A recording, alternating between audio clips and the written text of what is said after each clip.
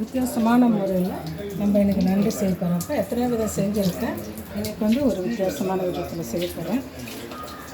நல்லா மிளகு, சீரகம், சோம்பு, பட்டை, லவங்கம் எல்லாத்தையும் போட்டு வச்சுக்கலாம்.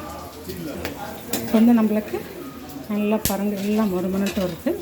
இப்போ வந்து நம்ம இதோட என்ன பண்ணலாம்னா வெங்காயமும் இஞ்சி பூண்டு உரிச்ச பூண்டு போட்டுக்கலாம், தக்காளியும் போட்டுக்கலாம், எல்லாம் வதங்கட்டும்.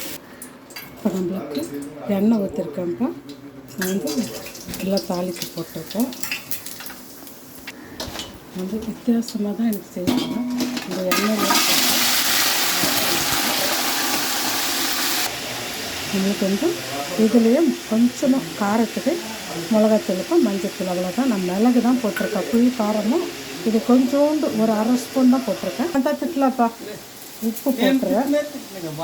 நம்மளுக்கு நல்லா ட்ரையாக வறுத்துட்டேன்ப்பா. இப்போ நான் எண்ணெயிலேயே இப்போ வந்து நம்ம அரைச்சதெல்லாம் இதில் போட்டு விட்டுலாம். நமக்கு வந்து இது வந்து கொத்தமல்லி வதக்கலப்பா, கொஞ்சம் நான் பாதி கட்டு அப்படியே பச்சையாக போட்டிருக்கேன். எல்லாத்தையும் அரைச்சி ஊற்றிட்டோம்ப்பா. இப்போ நம்ம கொஞ்சமாக தண்ணி கழுவி ஊற்றி ஒரு 2 வேக்காடு வேக வச்சிட்டோம்னா நல்லா வந்துடும்.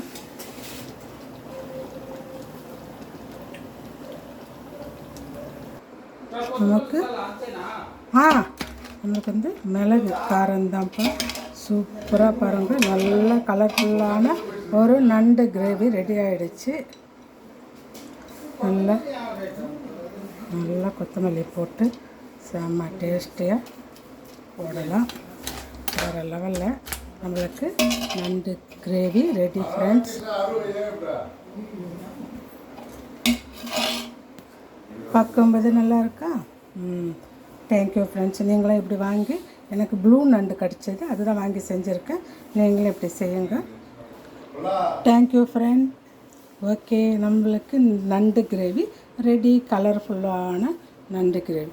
வாங்க சாப்பிடலாமா?